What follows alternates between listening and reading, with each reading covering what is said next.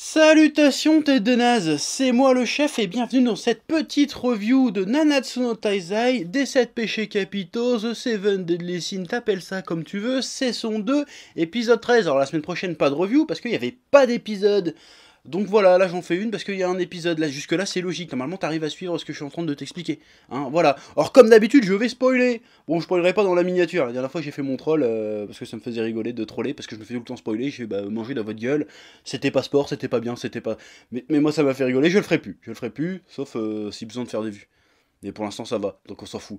Donc je vais parler de cet épisode de 13. Alors première chose à signaler concernant cet épisode 13, il y a un nouvel opening. Ou alors j'ai raté un épisode, mais il y a un nouvel opening plutôt sympa. Et ce que j'ai apprécié, c'est qu'il nous dévoile enfin Escanor, qu'on m'a survendu, et qui arrive dans le prochain épisode en plus.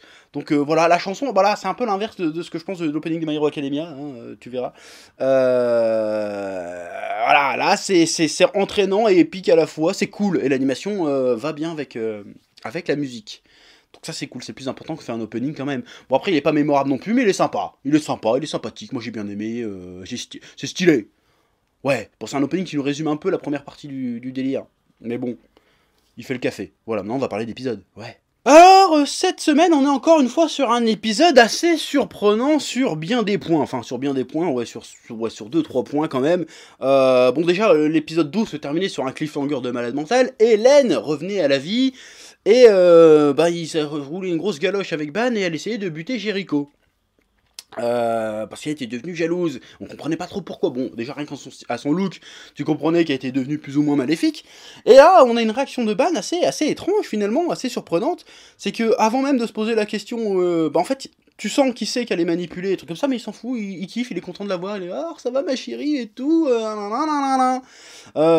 coup, c'est un autre aspect du personnage de Ban qui jusqu'ici était un peu solitaire, un peu ronchon, un peu vas-y ferme ta gueule, tu m'intéresses pas quand tu me parles.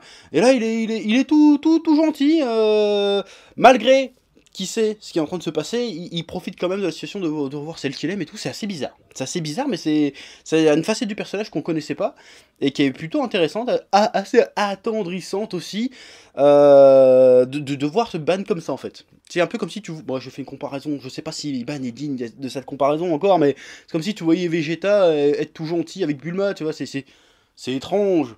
Genre il arrêterait de faire d'un et même pas de la regarder, et puis d'un coup ça, oh, ma chérie, comment ça va et tout. Ça serait chelou. Mais ça serait intéressant, ça serait surprenant, ça serait un peu neuf. Donc là, on a vraiment, depuis ce début de saison, on a vraiment un nouvel aspect de la personnalité de Ban qui se montre, et puis il devient de plus en plus sympathique finalement. Bon, il y avait le côté badass, le côté oui, j'en ai rien à foutre, le côté un peu Vegeta, tu vois. Et là, il y a le côté humain qui passe bien, et qui, en fait, t'as l'impression qu'il est plus humain que les autres, en fait, finalement. En fait, c'est son côté sentimental contraste avec sa personnalité de tous les jours, en fait. Mais dans le bon sens du terme, donc je trouve le personnage super intéressant pour ça, en tout cas. Ouais. Bon, après, il y a eu la toute première partie de l'épisode qui consistait en Hélène qui pète un câble, qui essaie de buter Jericho parce qu'elle est jalouse, qu'elle sent bien que Jericho est l'amoureuse de Ban. Bon, d'accord, ok. Bon, mais le plus intéressant que vous disiez là-dedans, c'était la réaction de Ban. Puis il y a eu le petit speech sur l'amour véritable entre les deux gonzesses. Bon, à un moment donné, je me suis dit, bon, c'est peut-être un peu too much et c'est peut-être un peu précipité, parce qu'il s'est passé 5 minutes d'épisode et ils l'ont vu 5 minutes, elle est déjà en train de dire, ouais, mais si tu l'aimes vraiment, pourquoi tu le tapes, nanana, bidule chouette, oui, mais même, je l'aime tellement que je veux qu'il soit avec toi, parce que, bon, d'accord, ok, c'est joli, c'est mignon, mais va falloir m'expliquer ce que ça fout là, en fait. Enfin, je vois je vois où ça veut venir, mais je ne comprends pas. Enfin, si, je reprends. Je vois à quoi ça a servi son pitch sur l'amour. Ça a servi à montrer qu'Hélène, elle avait des ressentiments, elle avait des regrets, elle avait des remords par rapport à sa mort, qu'elle n'avait pas pu vivre son rêve avec Ban. Donc elle en veut à Jericho, là, elle devient un peu tarée. Et surtout qu'on nous explique que le sort qui ressuscite les morts exacerbe la haine avec leurs regrets, leurs remords et tout ce qui s'ensuit.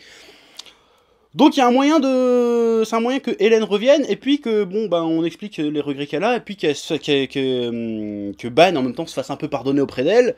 Et donc, du coup, elle est soulagée, et du coup, elle va remourir bientôt. D'accord, ok, ça explique une péripétie, si tu veux, mais je ne comprends pas, et là, on va encore dire, mais attends, chef, mais je vais attendre, mais je t'explique. Je comprends pas ce que vient foutre, en fait, un triangle amoureux dans cette situation-là. Je ne comprends pas en quoi ça va aider le développement de la situation. Alors, ça va sûrement donner une motivation à Ban de défoncer la gueule des 10 commandements, certainement.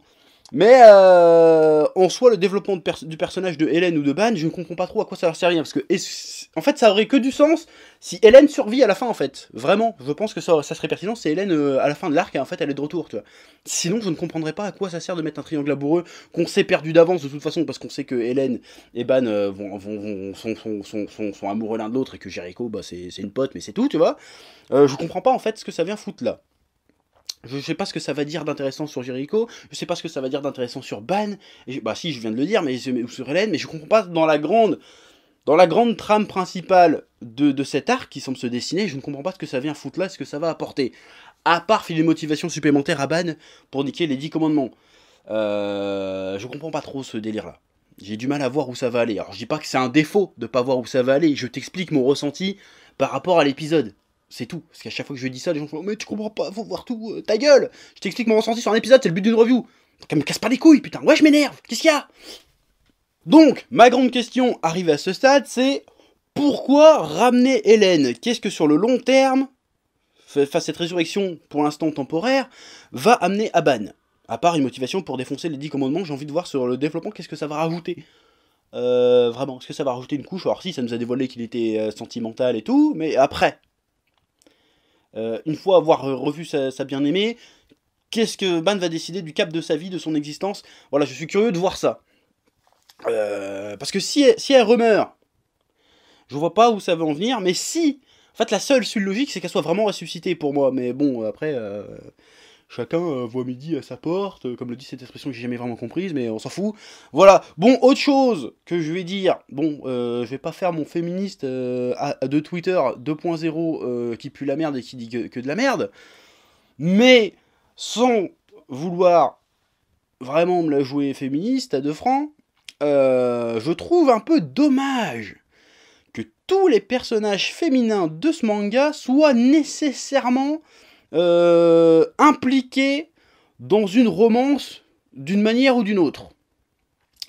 C'est un peu dommage et c'est un petit peu réducteur. Bon, pour l'instant, a priori la seule qui échappe à ça, c'est Merlin. Ou Merline, mais moi je dis Merlin, je suis français, je parle français, Merlin.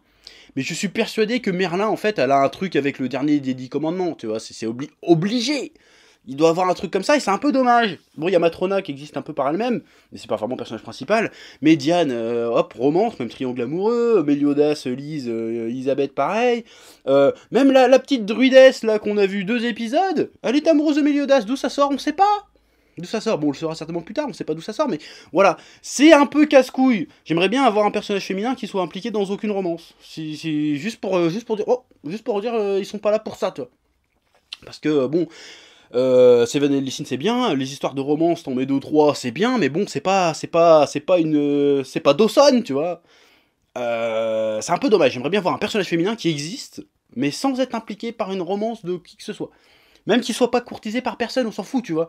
Parce que même la nouvelle qu'on a vue dans cet épisode d'Hydra, tu sais, qu'elle embrasse les gens, et puis genre un peu Poison Ivy, et puis qui les rend amoureux, bah pareil, son pouvoir c'est ça tourne autour de la romance et du cul, tu vois.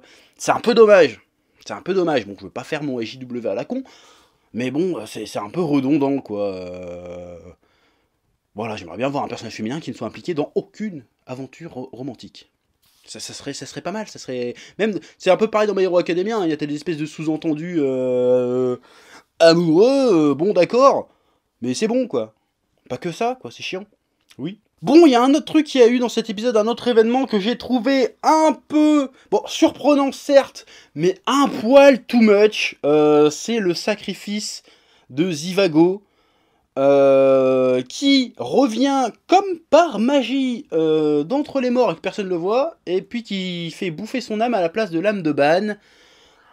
Ok, c'est triste, ok, c'est tragique, ok, c'est surprenant, parce que quand tu l'apprends, tu fais... Bon, mais qu'est-ce donc? Mais c'est un peu too much. Là, tu sens que t'as envie de faire chialer dans les chaumières, hein, l'auteur. Tu sens que là, bon, allez, on va rajouter encore du drame au drame. Y a pas assez de drame. Voilà, on va rajouter un petit sacrifice, comme ça, bon, c'est intéressant par rapport au personnage, que comme ça, Zivago paye sa dette à Ban, parce qu'il l'a pas sauvé avant, mais donc il le sauve là, donc quelque part, il peut partir l'âme tranquille, mais il aura plus d'âme du tout, parce qu'il vient de se faire bouffer comme une merde. Bon, alors, il y aura sûrement un bail, comme quoi, que si tu tues les 10 commandements, les âmes sont libérées, ou un truc comme ça, mais je trouvais ça un peu too much. Surtout qu'ils expliquent pas comment ça se fait que... Bon, tu vas me dire, oui, mais le sort a avancé les âmes de tous ceux qui sont morts. D'accord, mais l'autre, il est mort il y a un quart d'heure, c'est quoi le délire? Donc il est... Enfin, j'ai pas trop compris ce délire-là. Ça m'a un peu sorti de l'épisode. J'avoue, ce truc-là, je suis ah bon. Bon, on n'a pas vu la lame de Ban retourner dans le truc. Qu'est-ce qui s'est passé? J'ai pas compris, en fait. Et c'est pas parce que j'ai pas compris que c'est pas bien, encore une fois. Hein, c'est que j'ai trouvé ça un peu too much. Voilà. Un peu trop. Oui. Bon, après, on arrive à la dernière partie de l'épisode. Qui m'a pas tellement posé problème en soi, mais que j'ai pas trouvé super palpitante. J'en avais un peu rien à foutre de ce qui est en train de se passer. Oui, Dreyfus, il se balade, il se fait attaquer par les Pléiades de je sais pas quoi, qui sont des chevaliers sacrés, si je dis pas de conneries. Mais j'ai pas bien compris ce qu'ils venaient foutre là, ces personnages-là. Encore une fois, je vois pas trop où ça nous mène. Bah, c'est pas un défaut de pas voir où ça nous mène, mais je vais pas me justifier à chaque fois que je dis ça, mais pas compris. Ça fait encore une sous-intrigue supplémentaire, en fait. Alors que j'avais l'impression qu'on commençait enfin à rentrer dans le vif du sujet, puis tout d'un coup, il y a encore une autre intrigue qui vient se greffer, et qui amorce pas grand-chose, à part le fait que ça montre... En fait, c'est juste un début d'amorce qui va nous présenter les personnages, en fait. Genre, oui, moi je suis une fille, si je t'embrasse, t'es mon esclave. Voilà, d'accord. Et l'autre, il fait des flèches, on nous montre leur pouvoir, si tu veux. Mais on ne nous présente pas la personnalité des personnages à part ça, quoi. Donc on sait pas ce qu'ils veulent, on sait pas ce qu'ils viennent foutre là, on sait pas pourquoi ils capturent Dreyfus. Ou alors c'était dit dans les épisodes d'avant et j'ai complètement raté l'info, hein, c'est possible aussi. Mais on en a dans une énième intrigue. Or tu mélanges l'intrigue principale, les sous-intrigues, les flashbacks, les intrigues amoureuses en plus. Ça commence à devenir un peu complexe, hein, Seven Deadly Sins. Bon, complexe, c'est bien. Donc, complexe, c'est bien, mais faut pas que ça devienne compliqué.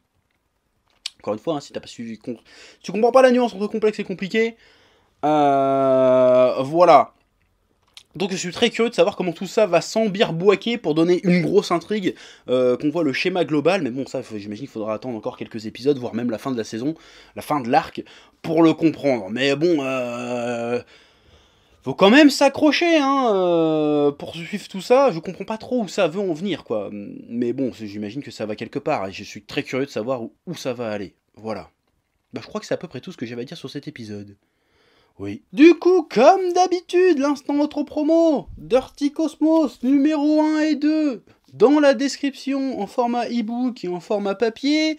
Voilà, comme d'habitude, je t'invite à suivre les réseaux sociaux, Facebook, Twitter et Instagram principalement, pour être sûr de recevoir les notifications quand une vidéo sort, d'être au courant de tout ce qui est à côté aussi, les conventions, voilà. Hein.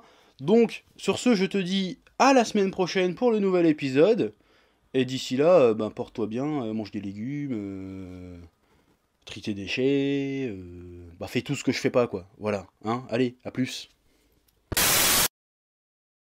Eh oh, tu vas pas te barrer comme ça, hein? Tu vas laisser un pouce bleu? Un petit pouce bleu, hein? Puis tu regardes aussi les autres vidéos? Parce que voilà, tu t'abonnes? Ouais?